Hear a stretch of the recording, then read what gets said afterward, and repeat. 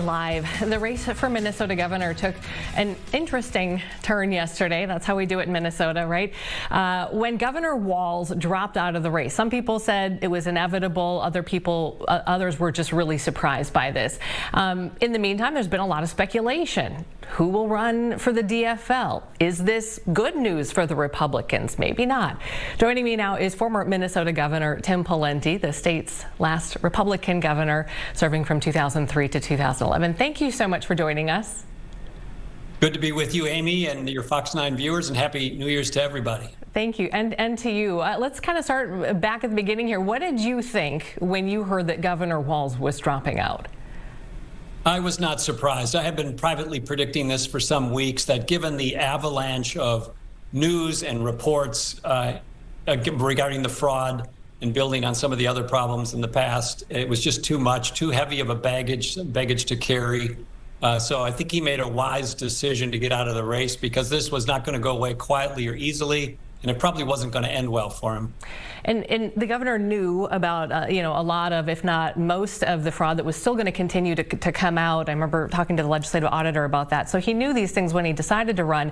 So how much of this was, the coverage of all of this, and how much of this was maybe the Trump administration and some of the pressure and the back and forth, the war of words, as Governor Walz called it?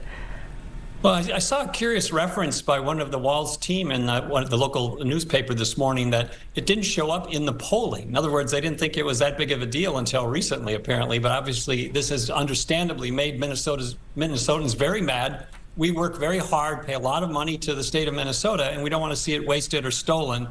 But as it relates to Governor Walz being surprised or not, it's pretty clear the paper trail from nonpartisan sources goes all the way back to 2018.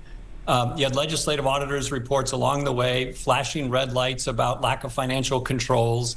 You had state employees pushing back against law enforcement years ago.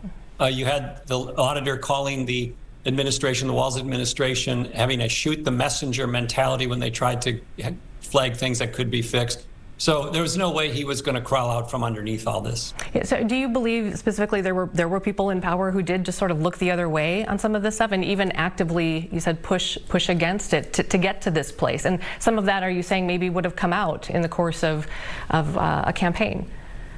Yes, and it's just getting started, Amy. There's going to be more criminal charges, more reviews by the federal agencies, more reviews at the state level, more review by the U.S. Attorney's Office. But to your point, you have very specific examples of state employees resisting doing things about this. For example, in 2018, the Bureau of Criminal Apprehension was investigating child care fraud back then, and they shut down or didn't bring charges, in part because the investigator in charge said a state employee wouldn't cooperate in providing the information law enforcement wanted, because that state employee, quote unquote, didn't want to enable or be a tool of law enforcement. I mean, can you imagine the mindset, the culture inside of state government where some mid-level bureaucrat gets to stiff-arm law enforcement investigating fraud and nobody does anything to hold that employee accountable? That's just one of many, many examples. The Republican Party in Minnesota now, looking at this announcement, what are you hearing? What are people saying to you about what this means for this particular race? Well, what happens next in the Republicans' prospects, of course, hinge tremendously on what Senator Klobuchar decides to do. And from a Republican standpoint, I hope she doesn't run, because her record of winning elections and winning them by comfortable margins in Minnesota speaks for itself. And if she does run, she'll be very, very formidable. And we're going to have to get some lucky breaks, a great candidate, and some other things to happen. So I think that's the next big inflection point, and that's going to be a very big and consequential decision. And it sort of changes the odds of Republicans' chances depending on what she does. I just need to ask, are you thinking about running? Have you thought about running? No. I'm kind of viewed by today's standards as a mainstream Republican, and not fully MAGA or MAGA enough, so I'm not even sure I could get through the Republican process. I was asked to consider running for U.S. Senate, But for that reasons I just cited, I haven't pursued that. That's an interesting point. I would really am curious what you think or what you see. Who are the Republicans now in Minnesota? I mean, you talk about MAGA. There's the moderates, maybe socially liberal, fiscally conservative. All these groups that we try to put people in. What does that picture look like here as we head into 2026? Well, like any political party, the Republican Party nationally and in Minnesota is a coalition. But I think it's fair to say that it's been at the grassroots level taken over by the MAGA movement. And that has some positive features and also presents some challenges. But keep in mind, the MAGA movement in the form of Donald Trump has been on the ballot 3 times in Minnesota, and he's lost 3 times. So if you're only MAGA or purely MAGA, that may work in some red states, but it doesn't work in a blue state like Minnesota unless you're a MAGA plus or you have something else to offer. And the good news is within the field of 12 gubernatorial candidates for the Republican Party this year, there are several that I would say are high quality candidates that are sufficient to satisfy the MAGA crowd, but not so MAGA that they scare off the independents that you need to win in a blue state. Do you want to share names of who you're thinking about here? Well, there's a bunch of them, but I hate to call it names because they're all friends. But some examples would be the Speaker of the House, Lisa Demuth, Kristen Robbins, a suburban legislator. There's an outsider named Chris Madel, who I haven't met, but a lot of people think has a chance as an outsider.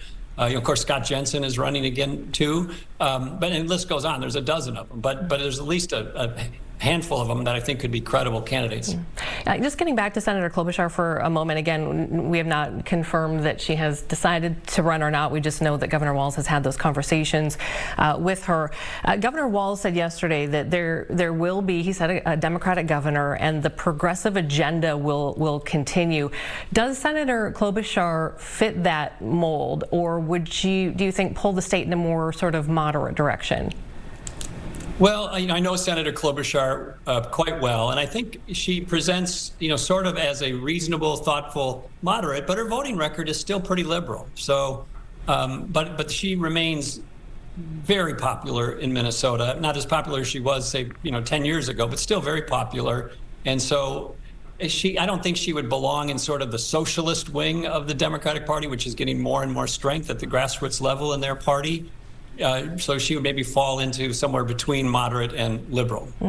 I want to just step away from the campaign for a minute and just ask you about some of the things in the headlines. Just today, even, we're talking about reports of a surge of ICE operations here in Minnesota, anywhere from 1,500 to 2,000 more agents coming in, another 600 Homeland Security agents coming in to investigate fraud specifically in the Somali community. As you've been kind of watching this, from a political distance, what's been going through your mind? How do you read all of this? Do you support, everything that's happening by the Trump administration, or are there lines that you're kind of drawing?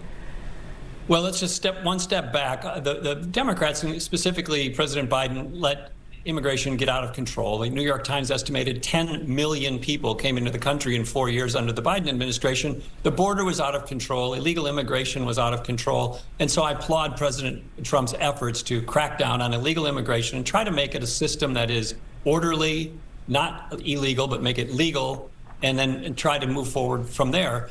But as it relates to the Somali community, we shouldn't stigmatize people because they're in a particular group, but we also shouldn't excuse behavior, especially inappropriate or illegal behavior, because somebody's in that group. And there's some allegations that that's exactly what happened in the Walz administration. They went light on it or looked the other way, in part because they were afraid of being called a racist, or that somehow that might offend a key political constituency for them.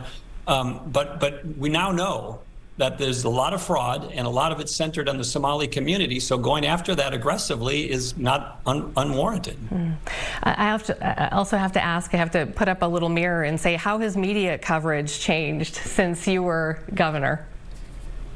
Well, the media coverage has changed in a variety of ways. I do think elements of the mainstream media did cover the fraud story, but the problem is, and I hate to say this on TV, but the viewership of traditional media has declined in relative terms. And so there's a whole bunch of people, especially younger people, who don't watch linear television or who get all their news from social media. And so the traditional media is not really reaching a big part of the population. And that's why I think you see claims that traditional media didn't cover certain things. It's because half the population isn't watching or reading it. Yeah, a lot of drive-by headlines and not a lot of context. It's a tricky place to be right now. Thank you so much for your time. We really appreciate it, and would enjoy catching up with you again here, because there's going to be a lot to talk about here, including an upcoming legislative session that is sure to make some headlines as well. So thank you. Absolutely. Thank you. All right. Take care.